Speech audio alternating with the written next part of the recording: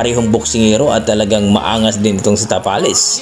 Kumbaga sabi nga niya, siya daw ang makakatalo kay Naoya Inoue kahit natalo niya siya at binugbog, literal na binugbog at gumapang itong ating nag-iisang The Nightmare Tapalis mga idol. So please comment down below mga idol kung tingin nyo ay mananalo si Marlon Tapalis dito kay Casimero. Sa kabilang banda mga idol, ito na nga mga idol, no? Kahapon po ay pinakita talaga ng ating nag-iisang anges ng Pinas ang kanyang latest body mga idol, na kung sana ay naglalaro na nga ito ng 125 to 126 pounds mga idol. Pero hindi pa rin nawawala ang pag-alala ng ating mga boxing fans na maulit-uli ang nangyari nung nakaraang taon mga idol na mag-overweight si Casimero. Well mga idol, tumimbang si Casimero nung nakaraan ng 123 pounds mga idol, isang libra lang naman. Kumbaga isang pounds lang naman ang